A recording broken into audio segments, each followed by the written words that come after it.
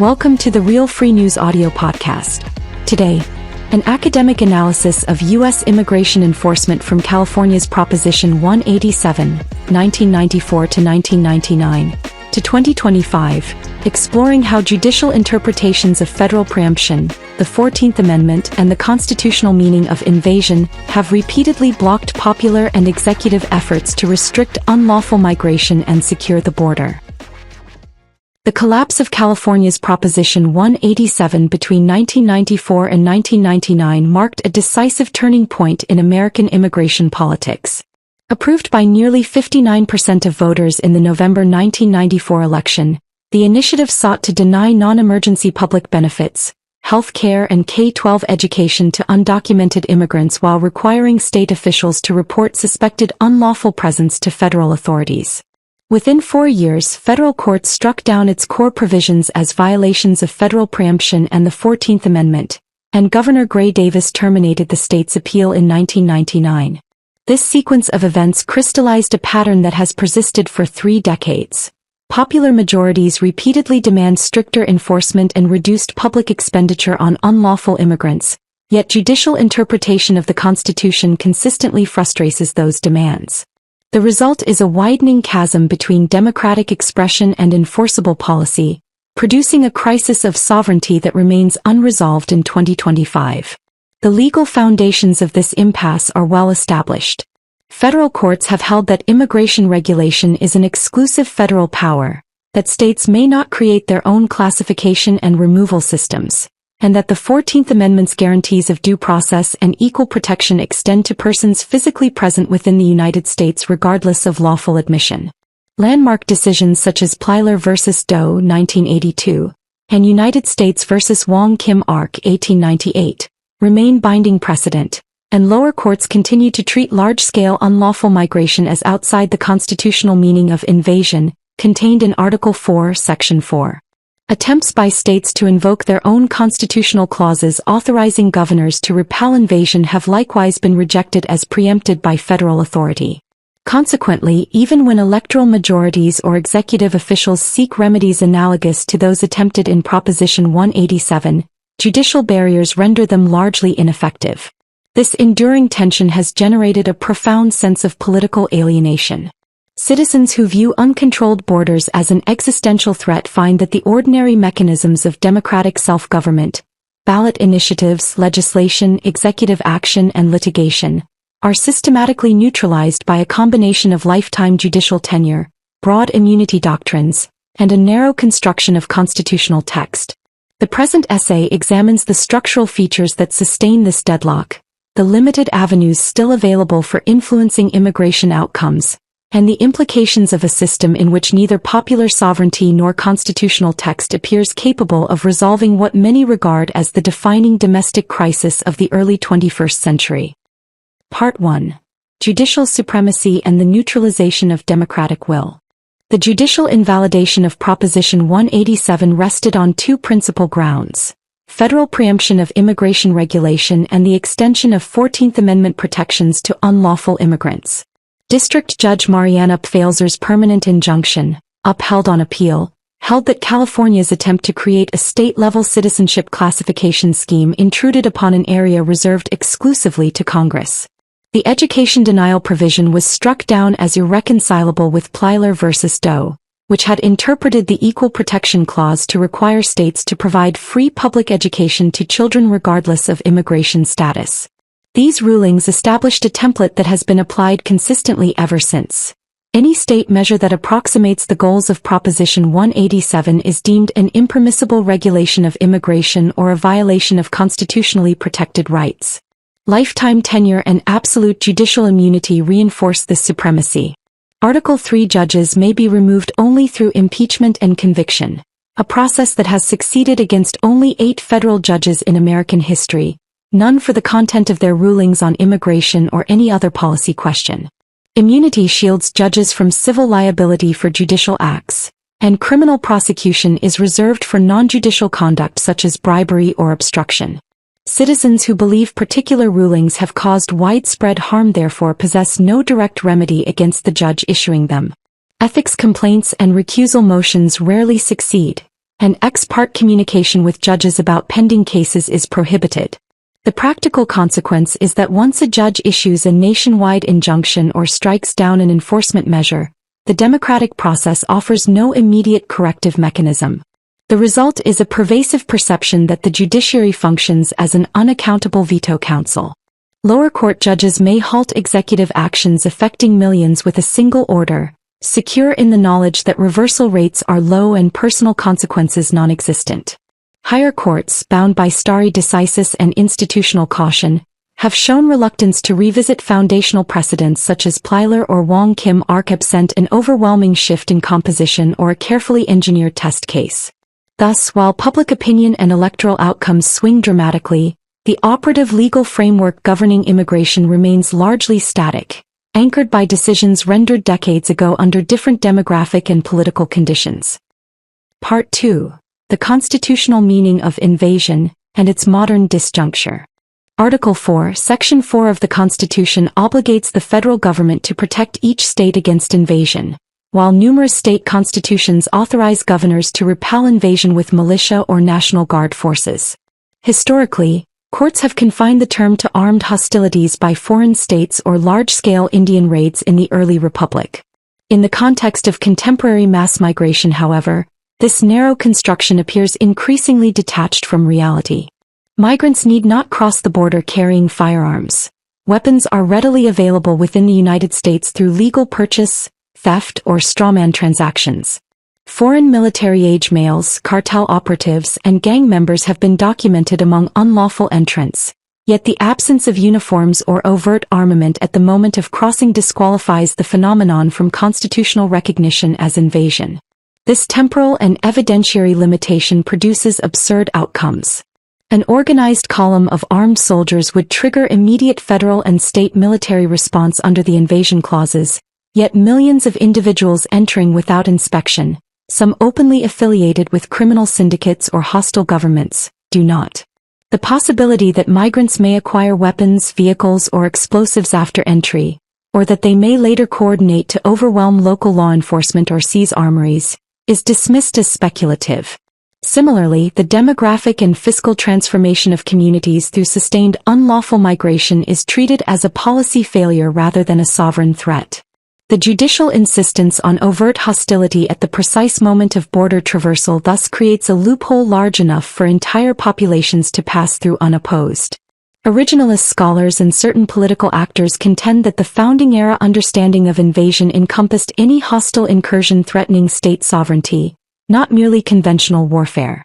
The Federalist Papers and early state militia statutes support a broader reading.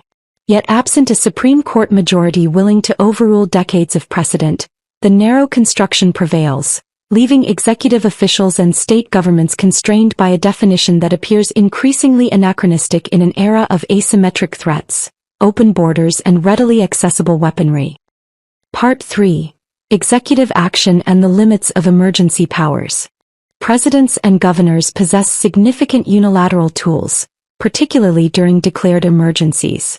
The National Emergencies Act, the Alien Enemies Act of 1798, and various provisions of the Immigration and Nationality Act permit the executive to suspend entries, reprogram funds, deploy troops, and expand detention and removal operations. The Trump administration's 2025 border proclamation and subsequent executive orders demonstrated the scope of these authorities. Military deployments, mass interior enforcement, and the reactivation of expedited removal on a scale unseen in decades. Red state governors have complemented these measures by mobilizing National Guard units, entering 287G agreements, and refusing state cooperation with federal sanctuary policies. Judicial review, however, remains the ultimate constraint. Nationwide injunctions issued by single district judges can halt executive actions across the entire country, and the Supreme Court, while more sympathetic to enforcement priorities under its current composition, has not yet embraced the broadest interpretations of invasion or emergency authority. Lower courts continue to insist on procedural protections derived from the Fifth and 14th Amendments, limiting the speed and scope of removals. Thus, while executive action offers the fastest available pathway to significant change, it operates within a legal penumbra subject to rapid judicial constriction. The tension between executive discretion and judicial oversight has produced a pattern of delay, appeal, and partial implementation. Policies are announced, partially enacted, enjoined, appealed, stayed, and ultimately enforced in attenuated form. This cycle consumes time and political capital while the underlying demographic and security conditions continue to deteriorate, reinforcing the perception that only a fundamental reconfiguration of judicial precedent or constitutional amendment can resolve the crisis conclusively. Part 4. Pathways of influence and the structure of political power. Within the existing system, meaningful influence over immigration outcomes concentrates in a remarkably small number of offices.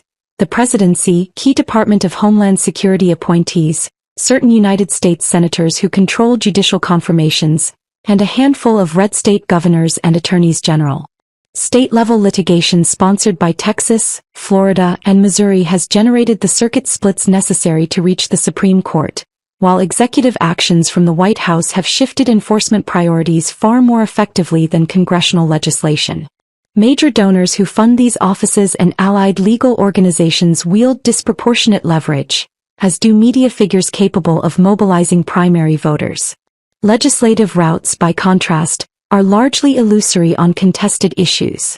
Gridlock, contradictory statutes, and the veto power of opposing interests render Congress incapable of enacting comprehensive reform absent overwhelming corruption or crisis.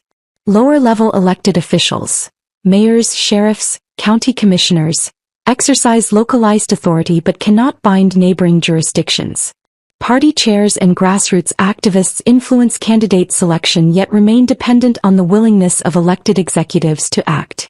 The judiciary, insulated by lifetime tenure and immunity, is effectively unreachable from the outside except through the slow process of presidential appointments and Senate confirmation. Citizens seeking change therefore confront a stark choice: invest substantial resources in the narrow set of executive and litigative pathways that actually move policy, cultivate a public platform sufficient to shift electoral incentives, or accept progressive marginalization within a system structurally resistant to democratic correction on this issue. The alternatives outside institutional politics carry risks that render them non-viable for most. Conclusion: the constitutional debate America can't escape. The failure of Proposition 187 and its successors reveals a constitutional order in which the popular will on immigration has been systematically subordinated to judicial interpretations that most citizens regard as disconnected from contemporary realities. The narrow construction of invasion, the extension of due process and equal protection to unlawful entrants, and the practical immunity of lifetime judges have combined to create a policy deadlock that neither legislation nor conventional litigation can readily break. Executive authority offers the most potent remaining instrument, yet even aggressive presidential action remains subject to judicial override. The result is a governance structure that appears, to a significant portion of the electorate, to have forfeited its primary responsibility: the preservation of territorial integrity and the safety of the citizenry. The concentration of effective power in a small number of executive offices and supportive state officials underscores the extent to which ordinary democratic mechanisms have been sidelined. Citizens who seek substantive change must therefore direct resources toward those few levers that retain operative force or cultivate influence capable of shaping appointments and electoral outcomes over the long term. The persistence of this impasse raises fundamental questions about the sustainability of a constitutional arrangement in which the governed perceive themselves as unable to secure their borders through lawful means. When ballot initiatives, state legislation, and even aggressive executive action are repeatedly nullified by a handful of unelected judges operating under precedents decades old, the social contract itself begins to fray. The alienation is compounded by the visible asymmetry of protection. Judges who issue rulings that many believe facilitate violence and demographic displacement are shielded by lifetime tenure, absolute immunity for judicial acts, and in many cases round-the-clock security provided by the very government they restrain. Meanwhile, citizens in affected communities confront the daily consequences of those rulings without comparable recourse or protection. This disparity breeds a profound sense of powerlessness that cannot be dismissed as mere political frustration. It is experienced as an existential threat to self-government and personal security. Ultimately, the trajectory of American immigration policy will be determined less by abstract constitutional debate than by the willingness of political actors to exploit the narrow channels that remain open. Until either the judiciary reinterprets existing precedents or the political branches secure the appointments necessary to effect such reinterpretation, the tension between democratic sovereignty and judicial supremacy will continue to define one of the nation's most intractable challenges. The question is no longer whether the current equilibrium can endure indefinitely. It is whether the lawful avenues for restoration, executive action, strategic litigation, and the long game of judicial appointments will be pursued with sufficient resolve before the governed conclude that lawful avenues no longer exist. History suggests that when a people believe their government has permanently abdicated the duty to protect them from what they experience as invasion, the consequences extend far beyond the policy domain of immigration itself.